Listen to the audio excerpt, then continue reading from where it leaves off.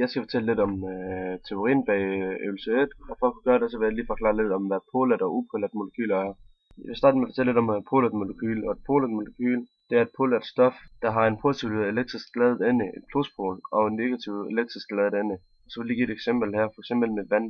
Vand er nemlig polært, og det skyldes forskellen i elektronnegativiteten mellem hydrogen og oxygen. Oxygen har en elektronegativitet på 3,44, mens hydrogen har 2,2. Elektronskyen er derfor forskudt fra hydrogen mod oxygen, og det er det, der gør hydrogenatomerne en smule positivt ladet i forhold til oxygen. Der dannes også en negativ pol, oxygenen, og i den anden ende, hvor de to H-atomer sidder, dannes en positiv pol. Upolare molekyler er molekyler, der ikke indeholder grundstoffer med en elektronegativitet stor nok til at blive negativt ladet i den ene ende og positivt i den anden.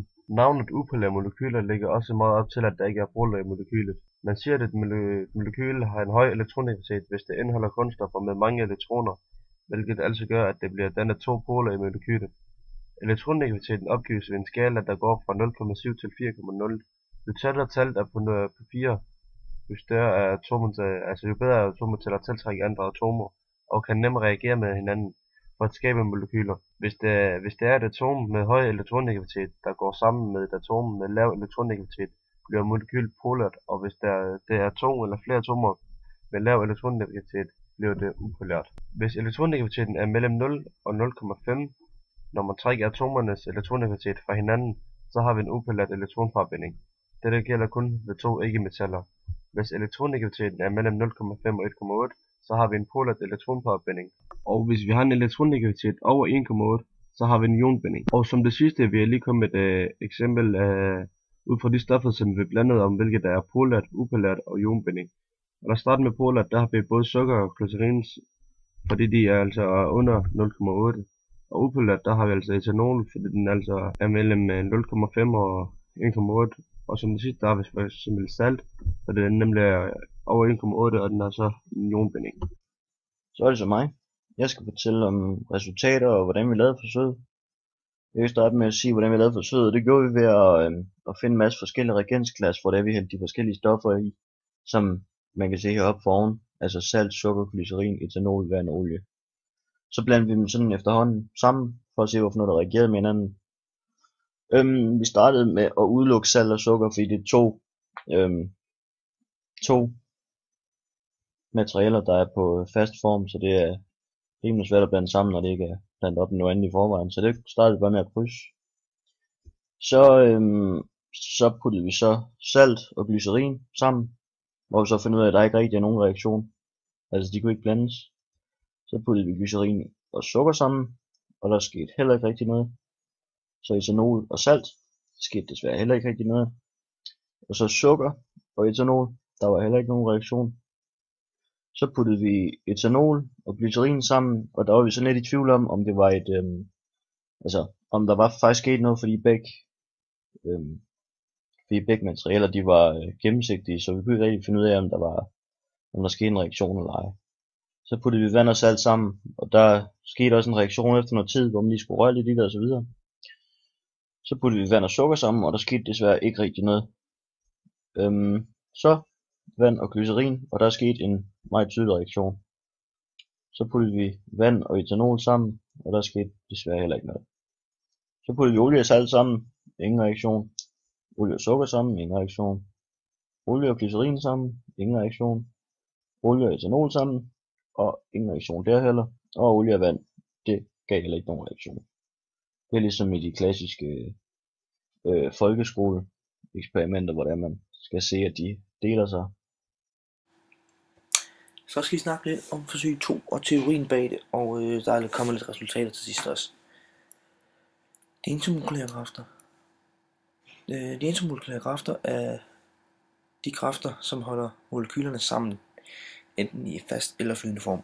Og kogepunktet afhænges også af kraften i intermolekyler.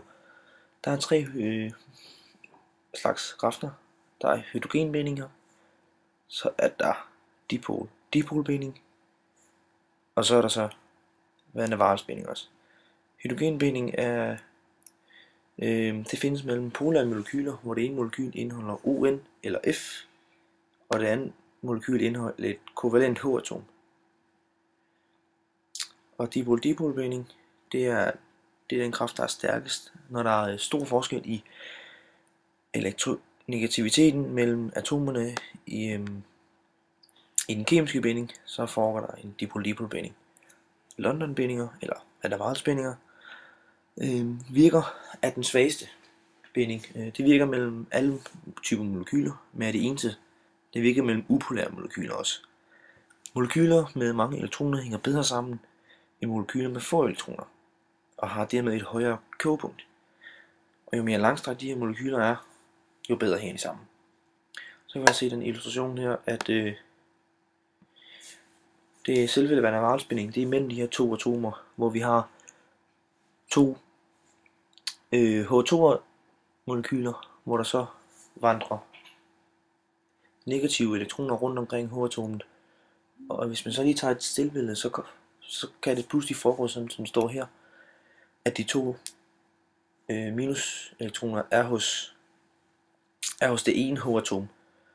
Og derfor vil der så være plus i den ene side og minus i den anden side, og derfor vil det tiltrække et andet molekyl, hvor det så igen er plus og minus i den side, så de hænger sammen. Og det er kun et kort sekund, kort under et sekund, at det her det var.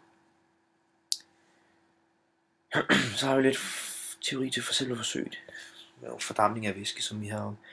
Selve processen, vi har her, det er en endoterm proces. Det vil sige en proces, der forbruger energi. I øvelsen, som vi lavede den 14. februar, der viste det her forbrug af energi sig ved et fald i temperatur. Og fordampningshastigheden af en væske er et udtryk for styrken af væskens intermolekylære kræfter. Jo mere temperaturen falder, desto hurtigere fordamper væsken. Men altså, selvom det her det er en endoterm proces, så går det i den eksoterm retning, da temperaturen sænkes. Og i øvelsen, så det er altså en endoterm proces, som så går i den eksoterme retning. I de øvelser, vi havde, der havde vi om alkaner og alkohol.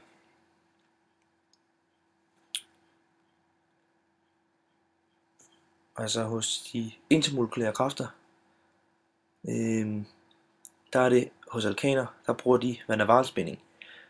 Hos alkoholen, der prøver der mest hydrogenbindinger, og så en gang imellem foregår der van der Waals binding også.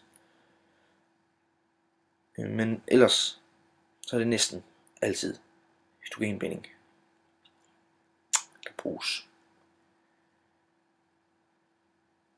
Men der bruges altså kun van der Waals binding, når der er tale om de lidt større alkoholer.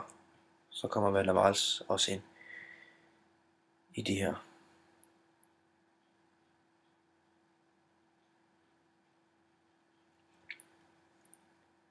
Så altså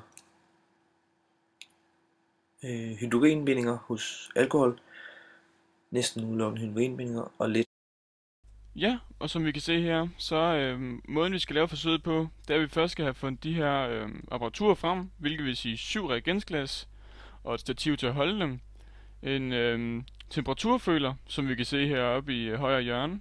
En, som kan måle det som en kurve og en løbende temperatur. Så skal vi bruge noget filterpapir, som er så skåret ud i små stykker. Og en metaltråd til at binde dem fast til føleren her. De kemikalier, vi skal bruge, det er pentan, hexan, heptan, etanol, propan 1-ol, butan 1-ol og pentan 1-ol. Og rigelige mængder, så vi kan dyppe føleren.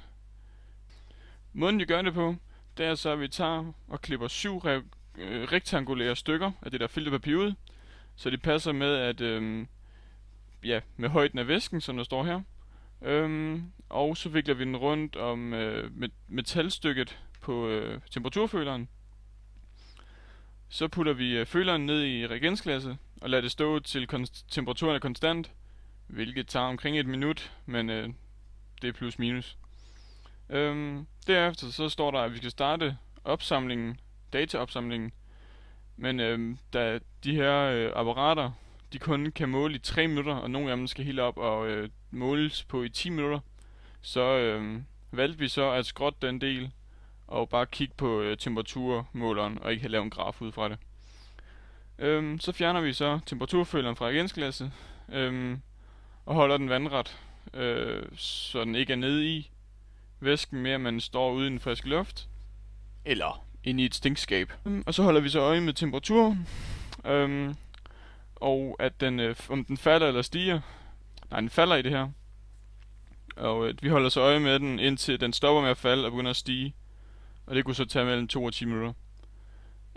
Vi skal så notere både start- og sluttemperaturen, og så derefter finde delta T, altså forskellen i temperaturen. Og det gør vi så med alle de 7 stoffer. Så har vi resultaterne fra vores forsøg, hvor vi har pentan, hexan, heptan, som er alkanerne, og så har vi de 4 alkoholer, som er etanol, propanol, butan, etol, pentan, etol. Og vi ser, at det er pentan, der har den største temperaturfaldning, så også den bedste fordampningsevne. Og det er pentan etol, der har den ringeste fordampningsevne og den mindste temperaturændring. Hvor vi ser, at pentans temperaturændring er på 18,6, og pentan etol er kun på 1. Så der er så væsentlig forskel, og den fordamper meget, meget langsomt. Og man skal også vente i lang tid, før den kommer ned på 1. Hvor ved pentan, der går det altså hurtigt, hvor den går helt ned.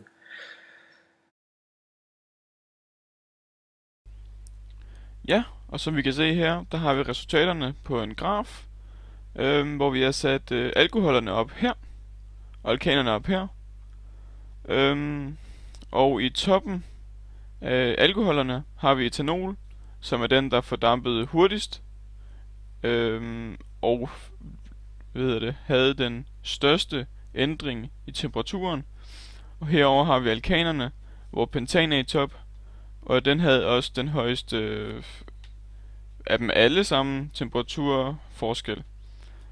Grunden til det er, at disse 2 stoffer er de mindste af deres i forhold til de andre. Og derfor har de det laveste kogepunkt og den hurtigste fordampning.